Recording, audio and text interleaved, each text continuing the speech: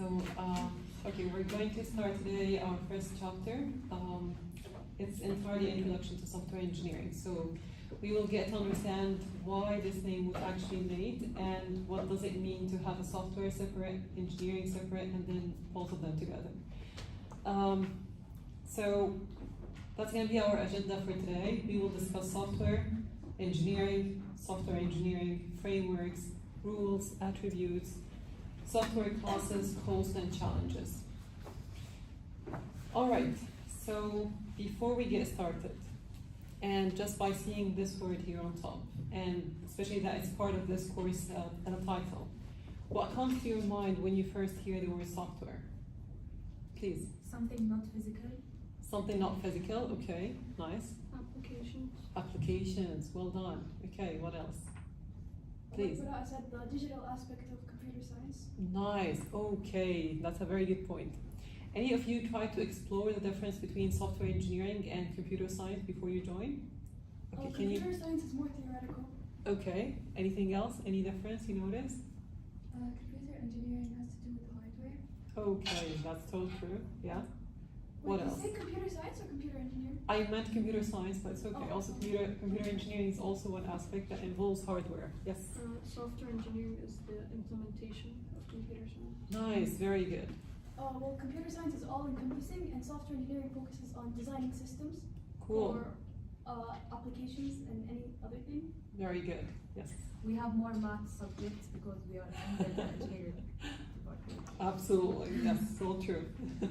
You know, software engineering is the major that has the least number of math courses compared to others. Yeah. I mean, you're lucky to have this, but yeah, at a certain point you'll feel like, why I'm taking this? Anyway, so yes, software is something, as you mentioned, it's not something that we can touch, but it's something that we can interact with. Now imagine any sort of device, whether your laptops or your phones, running without any applications.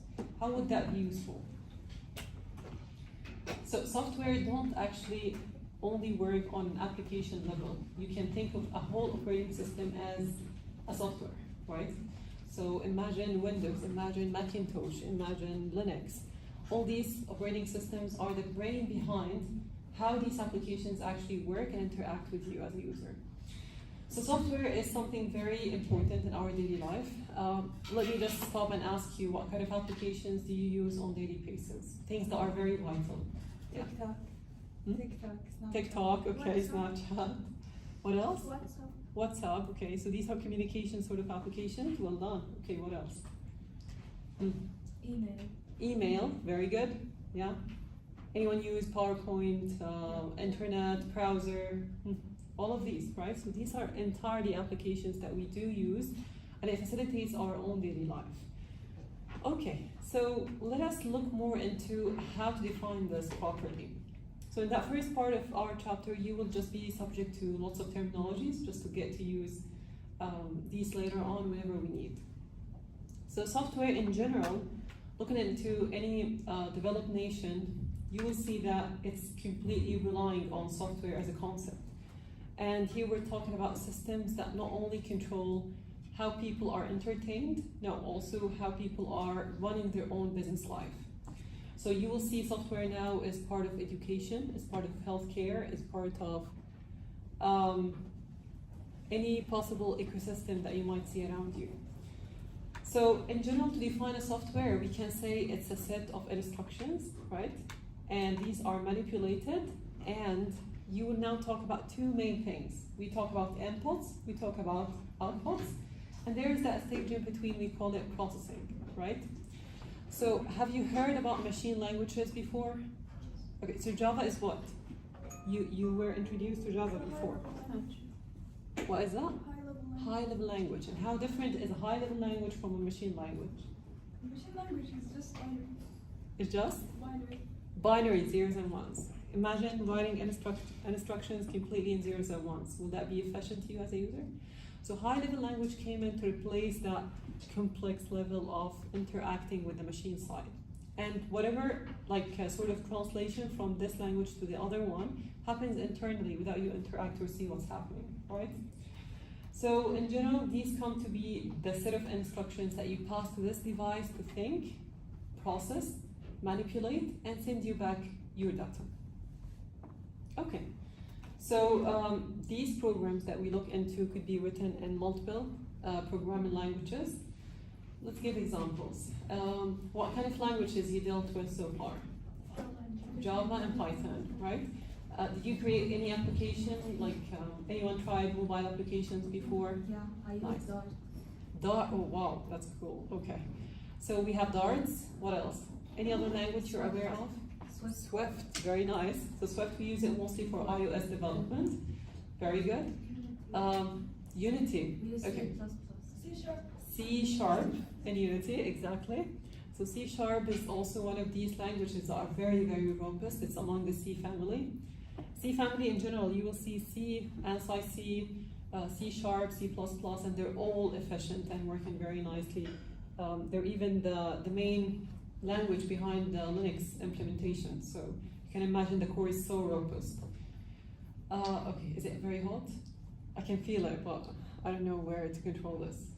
I can contact the facility for this, sorry. Okay, so in general, we try to look into these various computer languages that can help us facilitate, build, and implement and test whatever software we are building. But again, as we said, the platform will control what language you use. So if we're talking about mobile applications, this is different from talking about web applications. Completely different from desktop, completely different from other types, like embedded systems and other stuff. But in general, what they are all common to have is when you imagine that there is an ecosystem or infrastructure that share data, as we discussed last time, then there will be some sort of integrations that you need to do. So you will bring up all these softwares together, make sure that they can run within the same environment and provide a synchronized and possible up-to-date information for you. They all share a very important phase, which we know as documentation. Now let me recall back some stuff from last year. So how many times you were coding stuff and instructors or faculty were guiding you to properly document it in written comments? Have you ever added comments to your code? Yes. Have you ever tried reading your code like a year after you wrote it? Never? Okay. Yes and no. That's very Sometimes good. I don't remember. Believe it or not, you will feel like someone else did it. It's you, and the logic is yours, and sometimes you're fully understanding it when you write it, but because it's missing proper documentation, when you start revisiting it again, it feels like something is weird, something is off. And that's why documentation is a very important step when it comes to software in general. It's very hard. Believe it or not, there are some languages that will never help you document properly, one of which is React. In React, it's known for it's like a language that supports frequent changes. So imagine that using it, you can just do a daily change if you want to your application. And there will be a very hard tracking record to what kind of changes you made to your code, how it's actually implemented and stuff like that. So some languages could be very professional, but documentation-wise, it's very, very poor. These sort of documents are quite important, and I will discuss only 3 possible types of these documents for now. Let's get started with the requirements document, which usually starts with you in the initial step. Do you know where or when actually we start working on the requirements document? Like who are the entities involved in this document building? Have you ever heard about this document? Okay, so you're taking SE201. Is it this semester? Mm-hmm. Not yet. Okay, so next semester you will. In this entire course, you will learn how to build requirements document. But let me brief you on it, okay? So you are having a very nice software, okay? So a project has been assigned to you. I came to you saying, okay, you have this big organization, they are seeking a software help. So they already have, let's say, an obsolete system that runs their job, or sometimes it's a manual task that they do. And your job as a software engineer comes to automate this process, right? Now there is one of 2 situations, one of which you will be very lucky, the other you will be very unlucky. If the stakeholder knows what he wants and knows how to deliver this to you, now this is best scenario. And the other, which is most common, is stakeholders don't know how to explain. So they tell you, assuming like you know and understand everything, okay? And here comes your job as a software engineer. You need to use your observation, okay? So you need to tell, okay, let me see you while doing this task, okay? And you start taking notes, okay, what kind of requirements could be applicable here? You start collecting this for the sake of building a solution, okay? So a software, to prove this, a software is a package that's implemented to solve a real problem, right? If there's no problem, there's no need for having a software. So, requirements document is the main communication channel between you and the stakeholder, okay? And remember, this doesn't only list the main features of your application, this has to reflect two things, functional requirements and non-functional requirements. So what are the functional requirements? When I say, for example, my application needs to show me a transcript of the student. Now this is a feature, right? When I say that the application needs to calculate the accumulative the accumulative GPA for the student, right? And so on. These are features. Now, what are the non-functional requirements? Any example? Graphic design. Okay, you're close. So we don't ask ourselves what, okay? We ask how. Okay, so I want this task to be implemented, but how long will it take? So response time, this is non-functional, right? When we talk about security, how secure? Again, this is non-functional. When you say that this is a portable solution, so I'm building a hardware, like, I don't know, maybe an Oculus or headset. This could be lightweight, you can put it on and move, right? And it can be an entire device that you can't even push, right? So portability is one factor, right?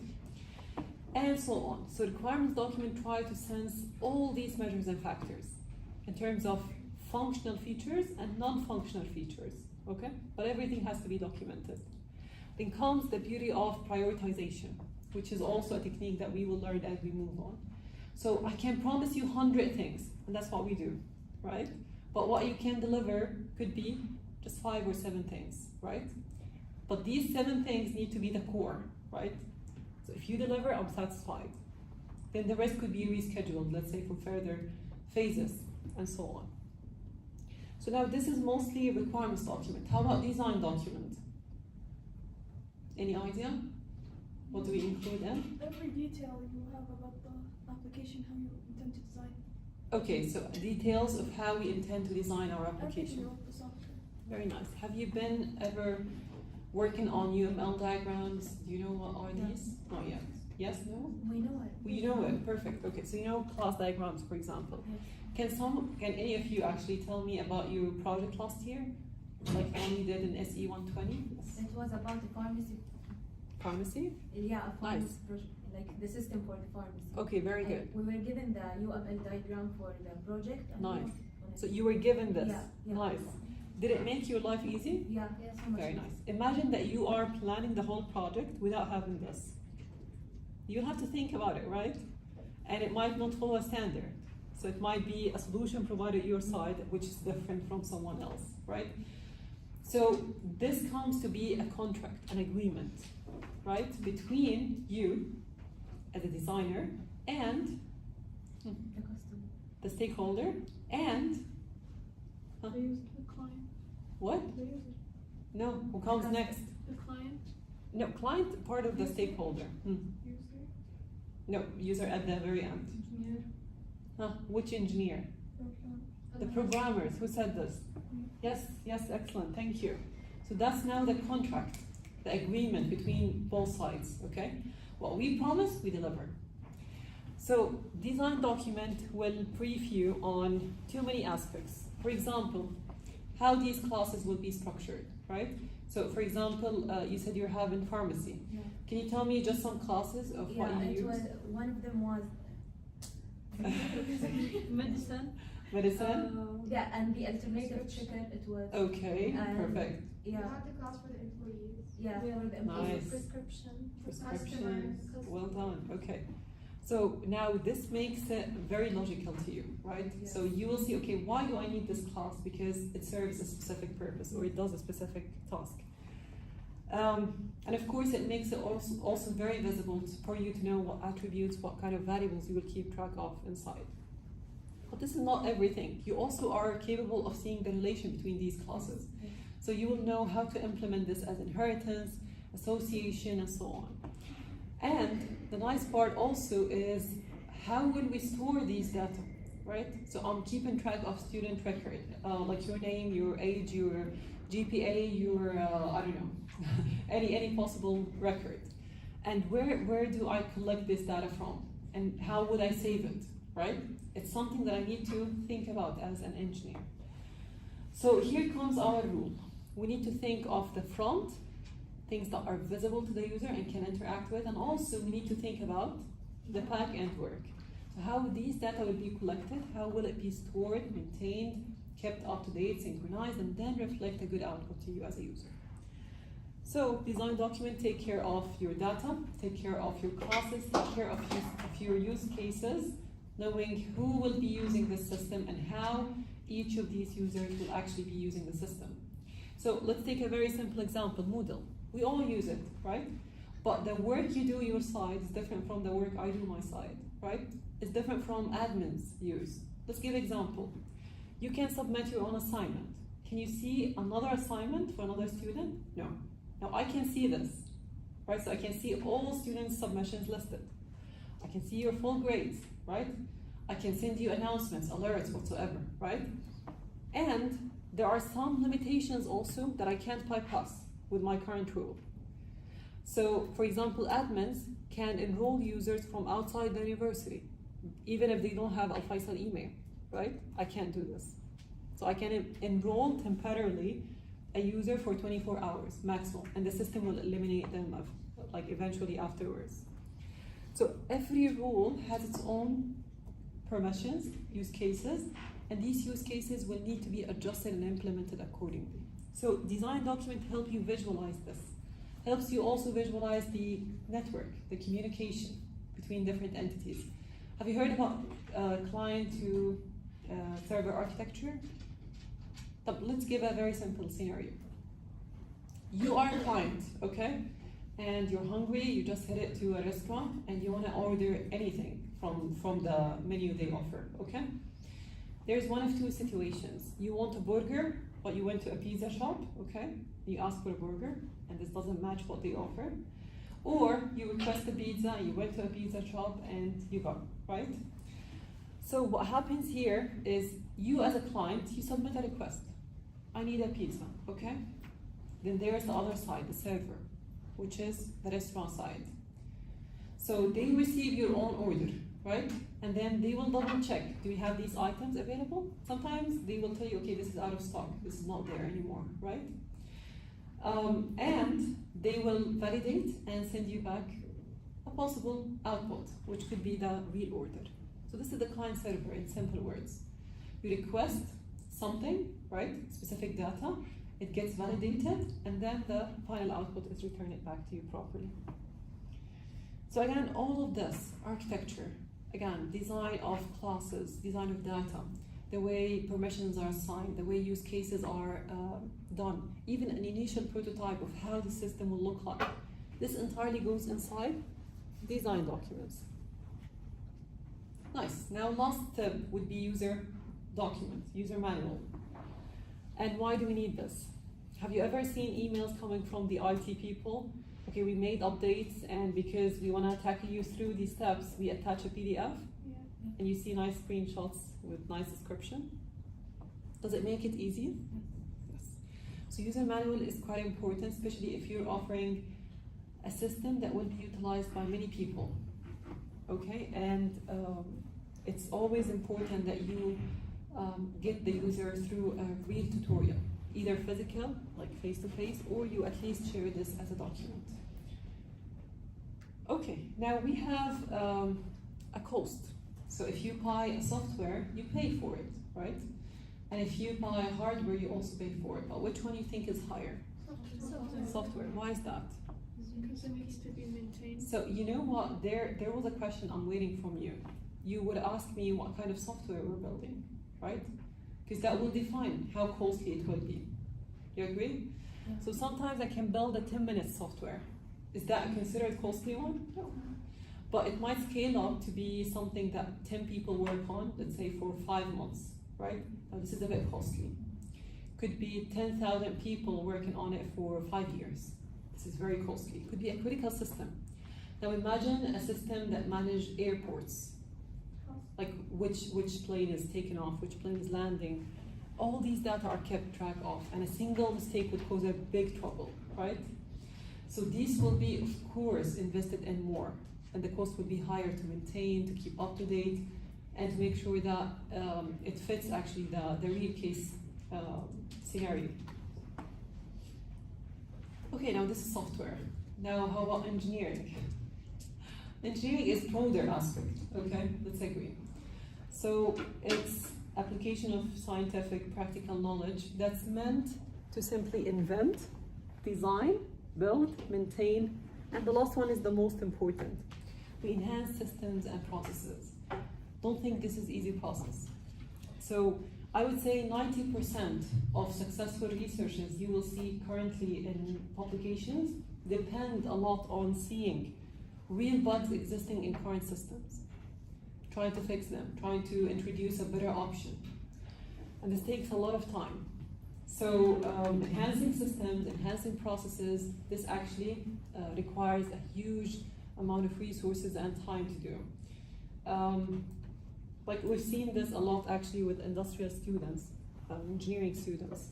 When they go, let's say, to factories and they try to see the production line, like how long it takes, let's say, to provide a production.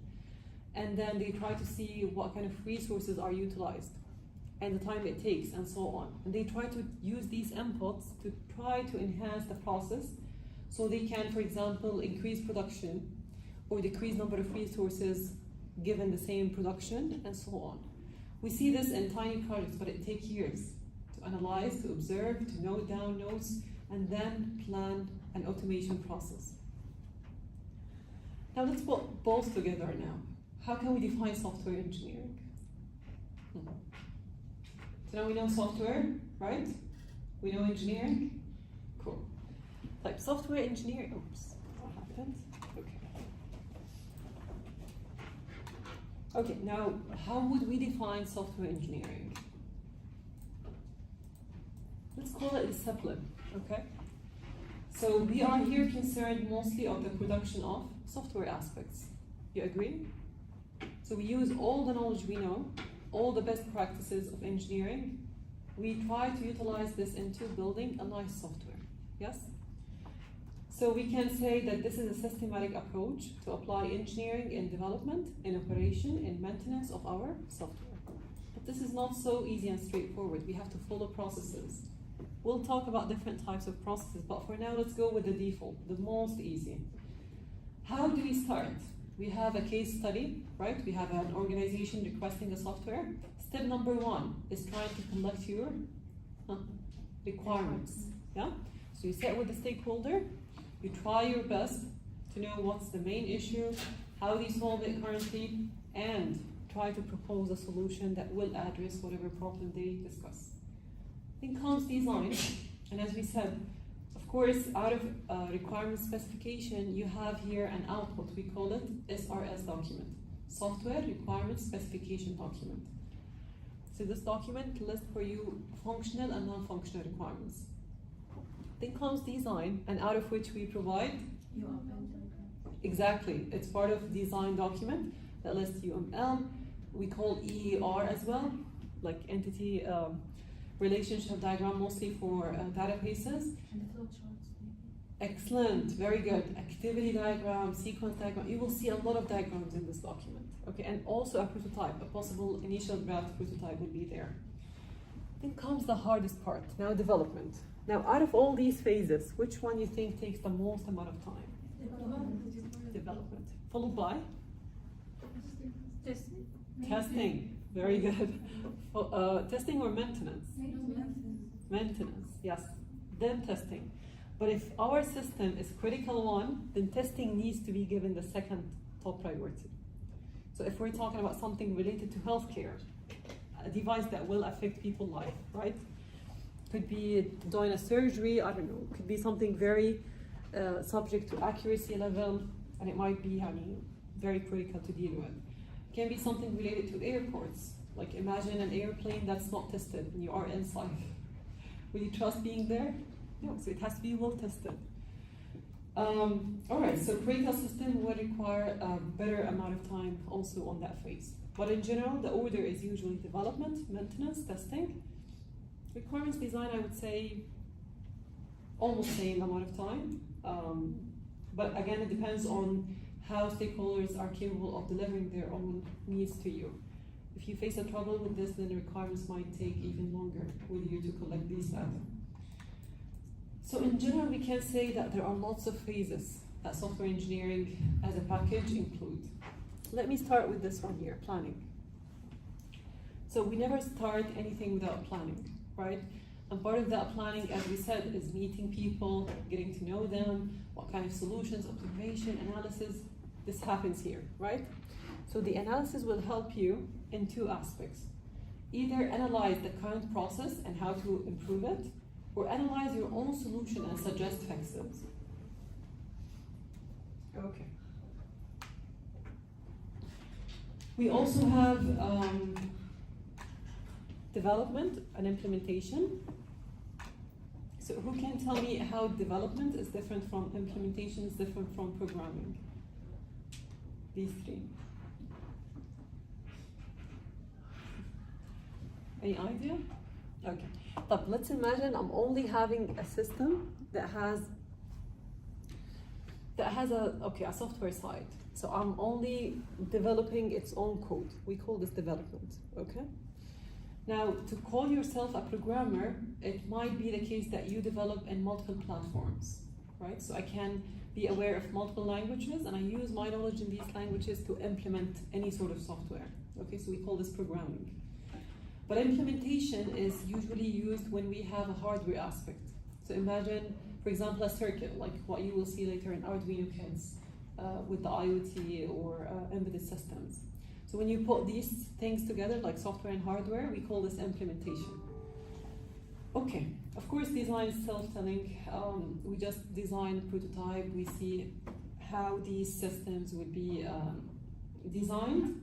So in terms of, again, these diagrams we mentioned, in addition, of course, to initial design guidelines that we can agree on initially before we start the implementation. Like what? For example, I'm building something called Faisal University, okay? I need to stick to their own logo, their own theme, right? So I might be picky to choose only blue shades as colors, right? This is a design guideline. In your design document, sometimes you need to even list the exact shades of these colors to be used. So later when implementation team take in your document, they will know how to implement. They will not do anything that violates these guidelines. And of course, testing is quite important. As we said, we go over a lot of use cases that might be relevant to different use cases that we listed in our functional requirements. Then validation and verification, which will never end. Every step in these phases will require validation and verification. And every time you feel like there's no satisfaction that's yet met, you will need to reiterate as you reach a good level or ground of truth. Okay, so I think that's it for software engineering. I hope till this point it's clear. Do you have any questions? All good? Okay. So let's look more into that framework from inside. So let me ask you, and just try to reply to me honestly, okay? When you implement something, do you think your code is the best code? No. So if someone came to you and said, okay, there are lots of bugs, there are lots of mistakes, will you take it personal? No, I think if someone looked at my code, they would cry. Oh. Why? It's spaghetti code. Oh, okay. Okay, interesting. So, okay, that's actually why documentation is important sometimes.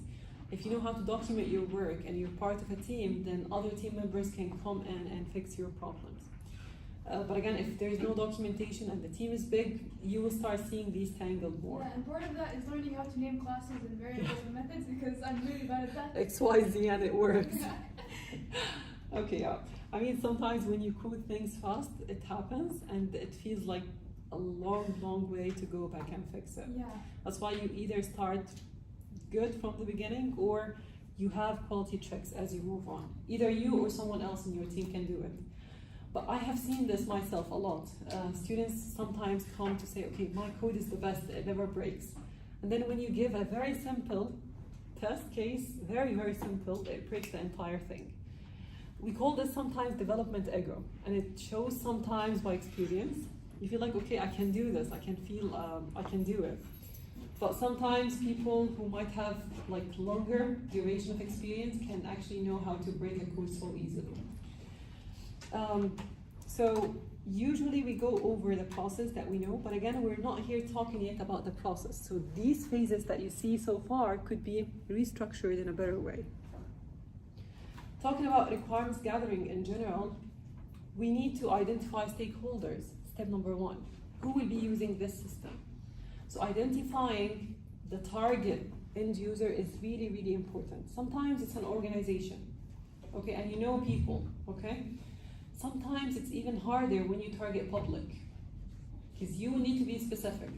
Am I targeting children?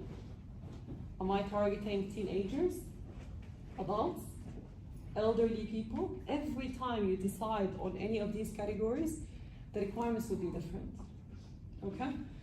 So stakeholder identification is step number one.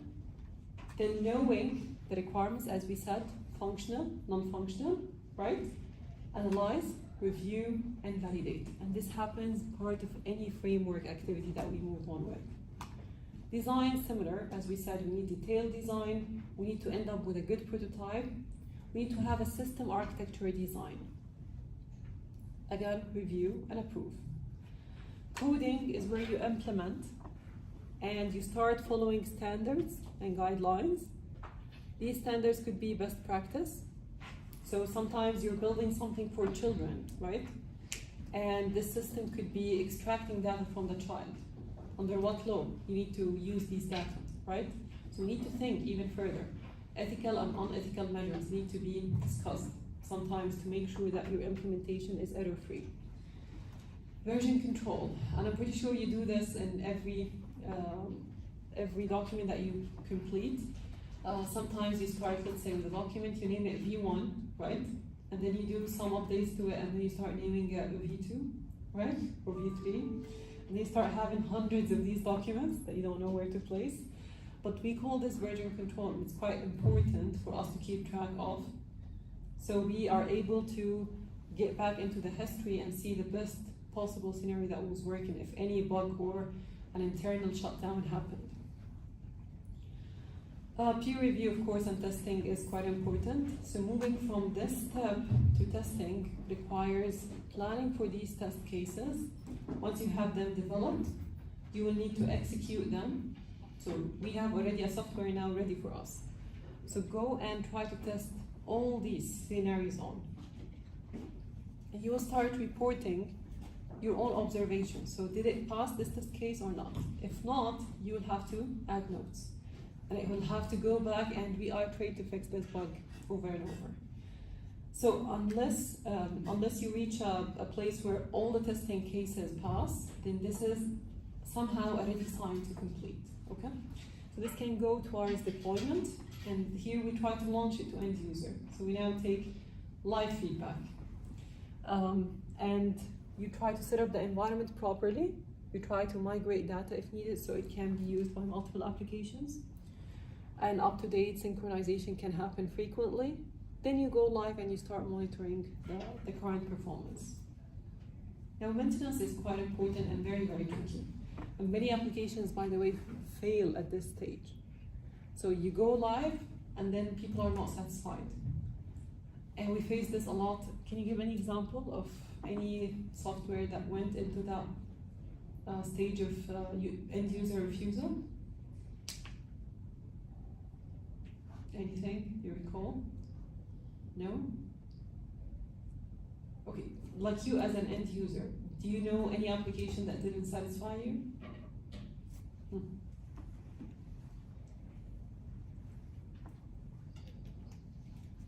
Are you happy about banner system? Yeah. You're happy about Moodle? Everything? Yeah. Maybe the Signal app when this was done to replace WhatsApp. So not really. Nice, nice, very good. That's one case. Can you raise your voice? The Signal app when it was done to replace WhatsApp was a case of a Very good, okay. So sometimes communication applications are not the best to use. You keep on prioritizing your own preferences. You feel like one application would be better than the other, right?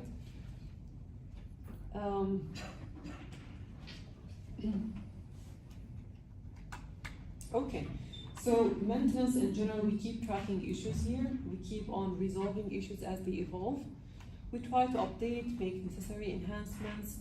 We try to optimize whatever performance to allocate for more people, to make sure that the response time is perfect, it can operate on multiple platforms, people are not complaining much, data is still stable. These are all things to keep track of. Then of course you need to support user and training if this is, let's say, delivered to an organization on long term. So you keep on updating the system whenever a new requirement comes in as well. Okay. I think I'll stop it after this one. You're all joining software engineering department.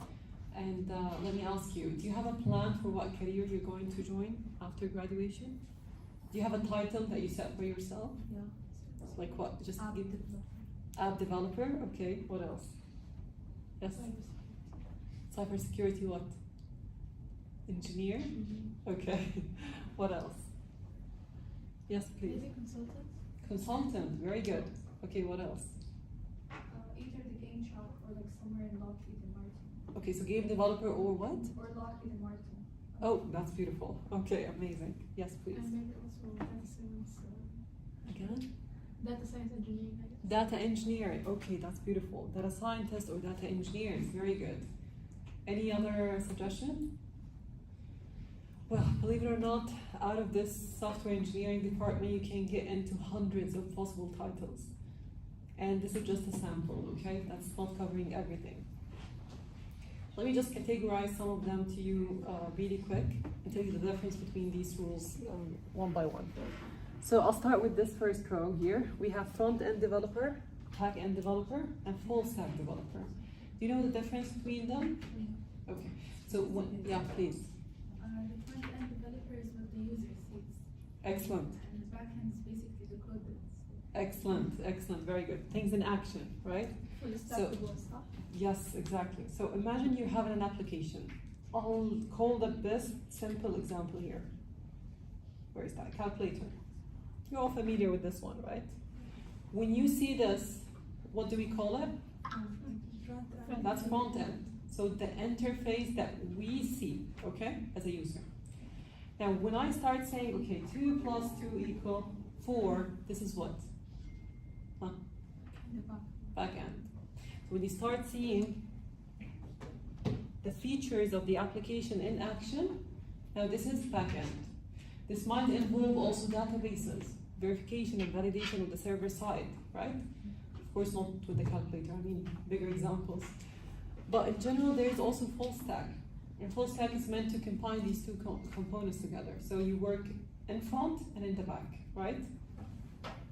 Now let's talk about these other very specific types of development. We have web developer, we have mobile application developer, we have embedded system developer, right? We have cloud developer, we have game developer, blockchain developer, and there is a programmer who's just casual, they can do any sort of these implementations. But these people are just very specific to these sort of platforms. So a web developer would know how to, let's say, publish something in .NET. You know .NET? Like something written, let's say, in Visual Basic, or let's say written in C++, okay? I can also develop something in PHP. Moving to mobile application, I can develop something in Android, run on Android, or let's say run on iOS, or run as hybrid approach, like on both of them. Yeah. If I design it, let's say, with Flutter and Dart. Yeah. and so on. So there are lots of other examples of that sort. Now, cloud developer, what's cloud developer? Any example of cloud application that you dealt with? Drive, Oh, OneDrive, excellent. iCloud. Cloud, perfect. iCloud, AWS, have you heard about it? Yeah, I know it. Perfect, great. Any other addition? So how would you implement solutions that will be connected to other people applications that will require, let's say, online mode? So cloud developer is very important stage of many applications. Game developer, of course, as you mentioned, like using game engines like Unity, Unreal Engine, Roblox, and other stuff. Blockchain developer as well, knowing how to create a centralized sort of applications that could be utilized and connected to other services. And of course, we have other types of engineers. So people who are working with embedded systems, right? So things that are hardware-based or physical. So imagine, for example, a smart healthcare system. We have lots of machines. And these machines are operated, maintained by people, right? So these machines will require engineers for people to, like fix, track, update, and so on. And this would require special knowledge of coding. Data engineers. Now, my question to you, see this, data engineer, data scientist, data analyst, these three titles. Can you differentiate between them? Let's start one by one. Who is a data engineer? Please. I guess sorting data or being able to like problem solve using data connected in specific groups. Okay. So when we say data engineer, mostly we're talking about management level. They are not people who work with their hands lots of time. No, they are people who observe their teams, they guide them, and they manage how the process goes. But the people who work actually by hand are usually the scientists and the analysts. And the data analyst will start the job. So data analysts, people who are collecting data, and they will start analyzing to see what observations they come up with, okay? So for example, I don't know, maybe during COVID time, do you remember when they used to report things on a daily basis, like how many cases newly admitted and so on? Why is that? To keep updated. So for example, today was 10, tomorrow was 20, after tomorrow became 30, then there is an increase. This is alerting, right? But if the case was 10, 15, 7, then okay, we can say that this is not a huge critical thing, right? So keeping track of data and how they move and change is quite important, and data analyst people will keep track of this. Now, data scientists are the smartest people. They know the problem from data analysts, right? And they start working on it. So knowing this, why don't we develop, let's say, machine learning algorithms, models that can help us have, let's say, a future vision, fix things, broadcast, and so on, right? So data science people will be responsible for creating solutions that are based on the analysis of other people. Database admins, and these people are very important in our life. So we discussed already the Moodle case, right? And we know that every rule, let's say, will have its own set of permissions. So you can, for example, upload something, you can check your grades, what else? You can read, let's say, an email, you can view mostly, okay? But for me, I can have, let's say, other set of permissions and rules that are higher. And same for admins, they are given higher permissions. Who allow people to get these permissions? It's that guy here. He's the main controller, okay?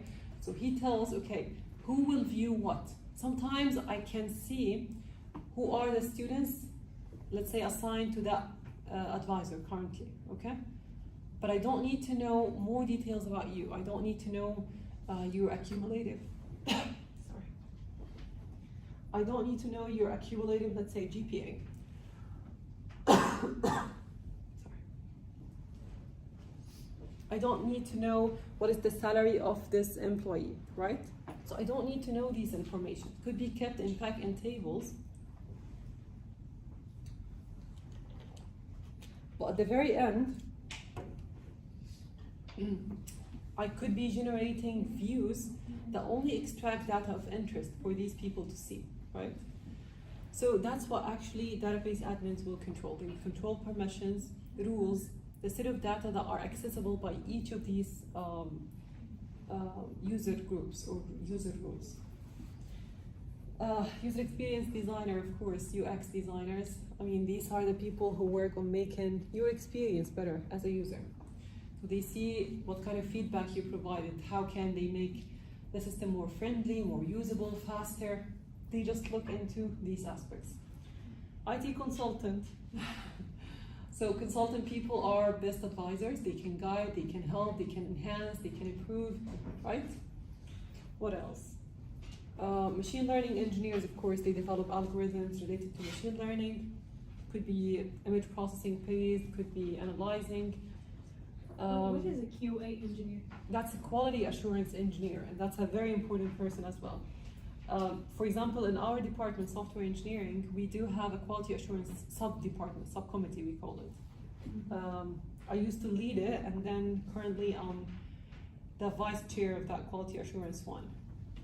So what we do end of every semester, for example, is we go through the submissions of all other faculty members. So we do review what they had, what they submitted.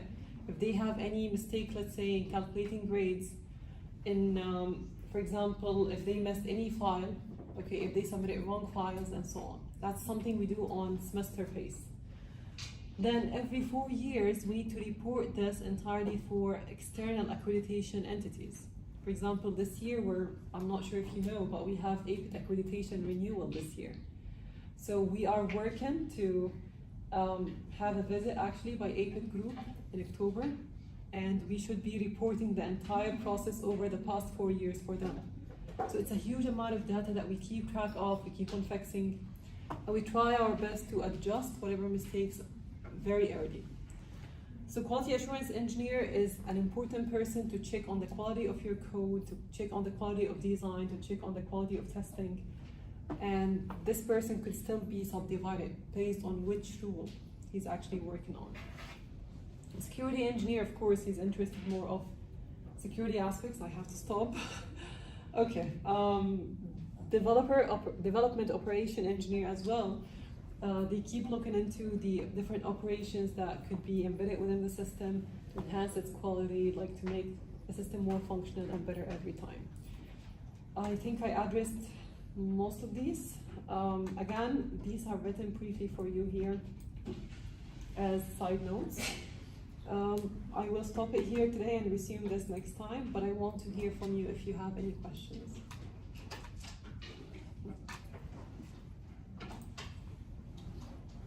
So till this point, is everything clear? All good? Okay, thank you. I took 10 extra minutes, I'm so sorry.